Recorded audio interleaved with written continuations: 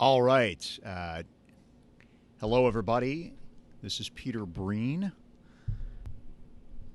Vice President, Senior Counsel for the Thomas More Society. Want to make sure that we are on and broadcasting to you. I am not in my usual spot at the office. I am at home because we've been away for 7 long weeks at jury trial with David Daleiden and the whole team. Tom Breck and I have been gone for quite some time. Welcome to my basement. I have tried to clear all of the children's toys out of the way of the shot. The kids, the little guys, Matthew and James, right now are being put to bed by my lovely wife and long-suffering wife, Margie. So that's a good thing. The verdict this past Friday, the almost $2.3 million verdict this past Friday, is one of, if not the worst and most devastating verdicts that the pro-life movement as a whole has suffered. So we've had legal setbacks before, folks. We've had real trouble. Now v. Scheidler was the one that our firm was created to defend. That was a $285,000 verdict, roughly that back in 1997, 20 years ago. This is $2.3 million. So this is even bigger. And I'll tell you, though, the stakes are just as high, if not higher, because when you're looking at what David was accused of doing, it was really nothing different than any undercover journalist has been doing for almost over a century. We now have over a century in the United States of America of really significant, really culture-shaping undercover journalism. So David was only doing that. Now, as well, there are numerous individuals, some who are clients of ours. So our good friends at Live Action and Lila Rose, they also do this work. Other entities across the country are doing this work. We know we have other clients who are individuals who are doing this work of exposing Planned Parenthood using undercover means. And that could be as simple as making a phone call and inquiring about, hey, when do you do your abortions and how late do you do them, how much they cost, all of that, all the way to things like, what are you going to do when a 15-year-old comes in and your state doesn't allow underage abortions without parental notice or consent? You've seen some incredible video on that side too, where you look at people that were sex trafficking, terrible things, and these clinics didn't care, and they would procure abortions or would have provided abortions for the young ladies involved. So. You've got a lot going on there, and we have to defend that because, as many of you know, when you're looking at trying to get law enforcement or others to come after Planned Parenthood, it's very difficult. Planned Parenthood is exceptionally powerful politically, and really, without undercover journalism, what's one of our, if not the primary tool of exposing Planned Parenthood's wrongdoing. And so if that shuts down, then you've got Planned Parenthood operating unfettered with no fear of any sort of, their friendly politicians coming after them. They need to have the citizenry watch them and ensure that they are held to account. Now, I want to give you a quick background on what happened here. So on July 14th, 2015, that was when the first video came out. Dr. Deborah Nucatola, she's the top abortion doctor at Planned Parenthood of America. She was filmed. She had a lunch meeting with David Daleiden and his fellow investigator, the investigator he recruited onto the team, Sandra Susan Merritt. And over wine and salad, the nation watched as Dr. Nucatola described crushing above and crushing below in a poor little fetus, these little unborn children, so as to get more valuable fetal parts. Terrible, disgusting. And then she described changing abortion procedures, literally moving babies around in the womb so she could get more money out of the procedure. Terrible, terrible things, and very much, as we would find out later, those are sorts of procedures that lead to born alive situations. So children who are then born in the middle of the abortion procedure with no one there to care for them. You've got illegal partial birth abortions, because once you start messing around with the way that the child is in the womb, all of a sudden you see the child start to emerge, and then just terrible stuff going on there. And as many of you had known, and so that kept on. I want to continue with our history, very brief history. That shocked the country. Congressional hearings immediately began. You saw all sorts of reactions. States moved to defund Planned Parenthood, and really a lot of incredible work. It changed the presidential campaigns. The presidential primaries were occupied with discussions of these videos and what they meant and why they were important. Cecile Richards, the national president of Planned Parenthood, apologized for it. So in the wake of all of that, at first, Planned Parenthood was on the defensive, but then, of course, you know how they are. They struck back, and so they then came back and sued David. The National Abortion Federation sued David. Others, the STEM Express company, the tissue procurement business, sued David, and then and those proceeded. Eventually, you would even have criminal cases. So in Houston, Texas, you had a very rogue district attorney. Went wild and charged David. We got those charges thrown out. And then you had California, where Kamala Harris, the Attorney General of California at the time, she decided as one of her to-do items for Planned Parenthood, and we actually found a list of to-do items from then Attorney General Harris in our discovery in that criminal case. She had a list of to-do items. But apparently, on the secret list of to-do items, it was send Department of Justice agents into David Daleiden's home and start the first criminal prosecution in the history of the state of California of an undercover journalist. And that's a state with a long tradition and a current tradition of undercover journalism. So all of that is proceeding. This case, though, the one that we just had our jury verdict in, it's a big case because it involves Planned Parenthood itself. And so we were able to go through a discovery process. We didn't think that Planned Parenthood would sue because of the risk of what might be uncovered. And so right now, we were hamstrung in our discovery process. And we were losing a lot of legal rulings that were absolutely contrary to the established law as it's been on the books for decades on undercover journalism. But again, we came to the jury trial. It was a 7-week-long jury trial. And we were able to put on some incredible evidence. So we had evidence like in 2000, you may not know, that 2020, the ABC News program, Chris Wallace, Connie Chung, they put on an undercover investigation of a fetal tissue company. In fact, it was the fetal tissue company that trained one of the players in the current controversy with David, a place called ABR, Advanced Bioscience Resources. So when you saw all of this, we were able to show the jury this 2020 investigation. We were able to show them that David had found evidence of hearts alive, of hearts being beating in the children as they were being procured from. So and that's a vivisection. It's a disgusting, terrible thing. But at the same time, we had a lot of evidence against us that Planned Parenthood was able to put on, and we weren't able to rebut because of the way the trial judge treated this matter. I'll tell you, one of my co-counsels, who's a very experienced business lawyer, and he said, "Why is it that we are losing every one of these rulings? I usually win all of these rulings. We've got the law on our side, we have the facts on our side." And I said, "Well, you haven't tried that many abortion cases, have you?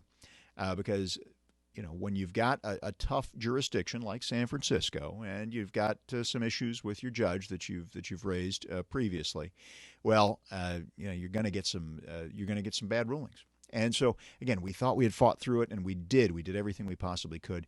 Well, and so now we have this jury verdict. It came against us for racketeering. So again, just like Joe Scheidler and Now v. Scheidler from 20 years ago, racketeering verdict. Against a pro-life hero, David Daleiden. And so now we go on appeal. Now we're in the same spot we were 20 years ago, and we are very much hoping for a similar result to what we got then. Now we had to go up. It took a lot of work. So that was, that's going to be going on from now. When we were in court, we knew we were being prayed for. And it was there were moments where we would just be sitting there and we go, the good Lord is in charge of this. So whatever comes of it, we know that if we are faithful and we do what we're supposed to do, we work with absolute diligence and to the greatest. We had an incredible legal team. We had 5 different nonprofit law firms working with us, and just a wonderful team of lawyers, best lawyers in the country in this field. And so we know that we did everything humanly possible to win. Now, where are we at next? We're going to the Ninth Circuit. Now, I know many of you might have referred to the Ninth Circuit as the Ninth Circus, but that is not really the case anymore. You are seeing a Ninth Circuit Court of Appeals that is much more balanced. It's something. It's been a little bit, in the midst of all this impeachment talk and everything else, which apparently no one's watching. But you may have missed that President Trump has now he's nominated more judges to the Ninth Circuit than any other president. And so you've got a much more balanced Ninth Circuit Court of Appeals. But either way, we're going up not on a pro-life theory or on an abortion issue. We're going up on the First Amendment, and we're going up on some fundamental fairness issues about evidence and about whether you're able, as a defendant, whether you're going to be able to defend yourself, whether you get to put on your case. And really, again, the First Amendment, though, very important principles there. You're going to see a lot more, a little more, the precise legal argument. When you're going through a 7-week jury trial, you've got to hammer everything. And, just the jury instructions were over 100 pages long. It was the longest jury instructions we've ever seen. Jury verdict form was almost 50 pages. So that's, most people just say, that's nuts. And so to some extent, when you look at the way the jury verdict went, it's not surprising that once they got going, they just went all the way down the form and just held us liable for everything. The Thomas More Society in our over 20-year history has never moved to recuse a judge, so to have a judge removed for cause until this case. And this is certainly a massive case, very important. But really, once we saw the facts, we just couldn't sit by. So yes, the trial judge in this particular case was on the board of directors, was the lawyer and board secretary for an organization that they helped to start. They started in their location a Planned Parenthood clinic, and it wasn't just any Planned Parenthood clinic. It was a Planned Parenthood clinic that's being operated by one of the plaintiffs here. So in other words, one of the entities suing David had a clinic that was helped to be set up by the judge. But that wasn't all. Another very troubling point was the judge's spouse. Now, normally we don't bring spouses into this sort of thing, but at the same time, spouse is very active on Facebook. Spouse's profile has her picture, the judge's picture, and it was endorsing numerous articles that said that David should be thrown in prison. Now, I've got to tell you, I was looking at that going, my goodness, what do you do there? And I consulted with a number of colleagues of mine who are retired judges, so they're not actively on the bench, but they're retired judges. And when I described the circumstances to them, that their jaws just dropped. They said, "Wait, what?" And so it was the sort of thing that we felt very comfortable bringing the motion to recuse. We think the facts are pretty clear, and we're going to bring that up at the Ninth Circuit. That is something that needs to be addressed as we go through with this case, because everyone is entitled to not just a judge that is not biased, but just that is a judge that is even free from the appearance of any sort of bias or impropriety. And so that is part of what we are going to take this up as part of what we're doing. And so that is that's part of this case. It's always difficult as a lawyer to talk about the court, and we've been trained not to, other than these very, very specific and serious cases like this one. I'll tell you right now, though, we are, just about 3 hours ago. I sent over to the plaintiffs. We're meeting and conferring on the jury verdict. We want to do everything possible to try to drive that number down before we have to now go on appeal. We've got to file some post-judgment motions, some post-trial motions that will try to get that verdict diminished, try to get some of those damages thrown out. But still, no matter, we got a tough road to hoe. Let's put it that way. I want to hope for the best, but at the same time, we have to prepare for every bit of this. And as you guys know, we're used to doing cases that take a long time and getting final justice where we can. And so that's something we did in Alvy Scheidler. We've done it in many other cases as well. So I want to just make sure I hit some of the things that about how the civil trial proceeded, because we put on. We were actually on the other side. They put on a few of the abortionists. So Dr. Deborah Nucatola, Dr. Mary Gatter, and some other folks that were on videos.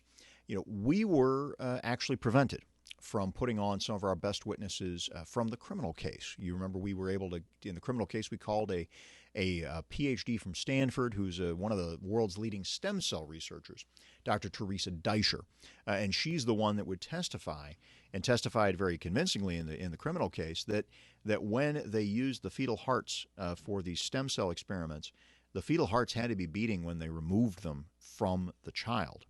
And so, look, by any definition, that's a live human being. And it's the sort of thing that's going on behind closed doors. They don't talk about it, but Dr. Deischer was willing to talk about it, and she is one who is on our side of this issue, but was absolutely disgusted and just appalled by that sort of conduct. So as well, we had Dr. Forrest Smith in the criminal case. He is an actual abortionist, so he has performed many tens of thousands of abortions, and he was one, though, who said, look, I can't stand what Planned Parenthood is doing here. He said, it was a virtual certainty that babies are being born alive and then having their parts harvested. Disgusting stuff. I mean, it's too terrible to contemplate, but it's the sort of thing that must become public. It must go to the we, the people, deserve that information. That was something that in my closing argument, I was allowed, I was privileged to lead off the closing arguments. I talked about that. We, the people, need undercover journalism. And it's not, we talk about the First Amendment and the rights there. The First Amendment right in relation to undercover journalism it's both the journalists, but it's also ours. It's not just that the journalist has a right to speak or to put out the information, but that's only part of it, and it's actually the less important part of the right. The real right is the right of the people, us, to receive the information. We need the information in order to govern ourselves, and so that's really the power of that First Amendment right and privilege that we have, that we need, and so that was something I really keyed in on as we did our closing arguments. I'll tell you, as we went through, the other side continued to just they just at every turn they tried to dirty up David and the other defendants. So they would bring out little inconsistencies in their story, and you're sitting there going, "Oh, come on! They went undercover. Everybody knows they went undercover. So who cares if they were wearing their badges here or that they did this here or there? They went undercover. They had a cover story. It was Biomax. They did the same thing Chris Wallace did, that his producers did in the year 2000. It's the same thing the animal rights people do. It's the same thing that people who are going in to bait corrupt politicians do. And so there was no difference with what David and his team did versus what everybody else does. And in fact, I mean, journalists in the mainstream media are non-existent. Well, you know what? I'll tell you, it is tough right now. And what I would say is we are in a phase where you don't need to have three letters after your name, NBC, CBS, or ABC, in order to be a journalist. You've got a phone, you've got a little bit of research, you've got tools. It's really more about how you comport yourself and what you're doing. Certainly, it can be done poorly. It can be done well. In the case of David Leiden, it was done very, very well. You'll remember after those videos came out, the Congress, then Speaker John Boehner named a select committee on infant lives. And in fact, we don't necessarily remember it. Folks don't remember. They were threatening to, the pro-life Republicans were threatening to shut down the federal government unless this grisly business of fetal tissue sale and trafficking was investigated. And so the accommodation was, hey, we're going to give you a full year with a select panel, the same sort of panel that they investigated Watergate with, full subpoena power and an ability to call any witness you want in front of it. And they did an incredible job, issued criminal referrals for Planned Parenthood. And look, we know from going through this case that there have been follow-ups on those criminal referrals. We get indications that grand juries were impaneled in certain jurisdictions. But at the same time, we've not seen the indictments yet, and we want to see those indictments as appropriate and I believe called for by law. We have a great indication just from David's work, David and Susan and the rest of the investigators. We have a great indication about what they did, that they uncovered illegal activity themselves, but there was certainly a lot of indications that if you had subpoena power, you were able to go into bank records, you could really put together some very strong case against some of these fetal tissue businesses and the Planned Parenthood affiliates that work with them. The after effects of David's videos, if you, looking back, and David and his team didn't necessarily know this when they went public, but if you look at where the fetal tissue businesses were in 2015, they were poised to take off, exponential growth. They had inroads with all of the major abortion industry folks, and they were getting into clinics all over the country. And when the videos came out, that all came to a screeching halt. Now, has it stopped entirely? No. And they've taken different forms today. Now, it's nowhere near what it was, but there's a market for these baby body parts and organs. And so, as you know, when there's a market, someone's going to move to supply it. So what's happening is the Planned Parenthoods aren't taking money for the baby parts anymore, but they can still get, a few affiliates are still doing the fetal tissue procurement. And the organizations that do the procurement can always give generous donations to these public charities, these Planned Parenthoods. And there are plenty of independent abortion clinics that really, they're not being watched. And I think that was made clear. But David's videos showed these abortion clinics, Planned Parenthood and otherwise, are just not being regulated very well.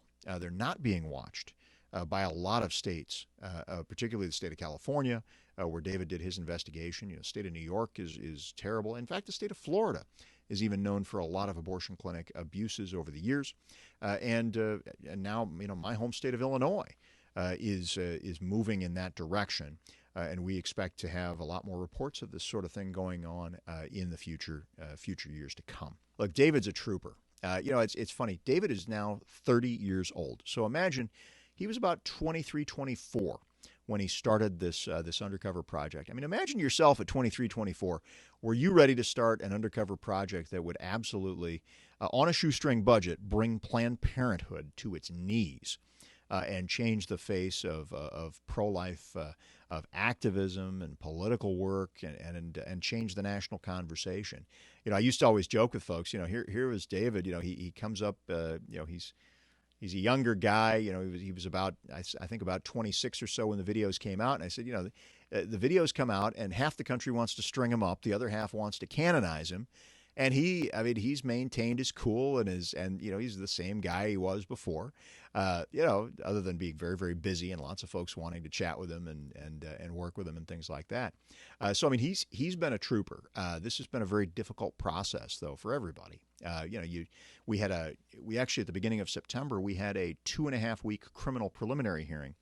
And then we, about a week or two later, we swung right into the jury trial on the civil side. And so it has been, there's a lot of stress. Tom Breck always told me at Thomas More Societies, we know how to take a punch. Look, it's the nature of this area of law that you oftentimes, look, we win a lot more cases than we lose at the trial court level, but it's tough. If you get into a court that is not friendly to you, and San Francisco is not friendly necessarily to our issues and to our way of looking at the world, and you're going to have to go up on appeal. You make the best record you possibly can. You fight very, very hard. You do everything humanly possible, and then you put it in the good Lord's hands. So we are very hopeful here. But again, that's going to take a lot of work, a lot of time. It needs your prayers, needs your support, so we can keep it going. Oh boy. And again, thank you guys for all your prayers for Margie and me, and for Tom Brecka and poor Debbie Brecka, the long-suffering Mrs. Brecka. They've got grandkiddos that they would like to be with, and instead Tom's out, in San Francisco. I got to tell you, Tom is an absolute trooper. He was there every day, and just he's offering his sage counsel. Nearly 50 years of legal practice experience for some of the biggest clients, biggest names, both business and nonprofit. And so we had an incredible team with us, and we continue to have an incredible team. Look, we want to be the best in the country at doing this, and we've got a lot of folks that think we are, which is wonderful. And so we want to give David and his team the best defense possible. Thank you for everything. Please, thomasmoresociety.org. And if you got other questions, you can always email us as well, or I think there's a little contact place on the webpage, thomasmoresociety.org, and just give us a ring, and we'll do our best to answer any of those questions. So again, thank you for everything. God bless you, and good night.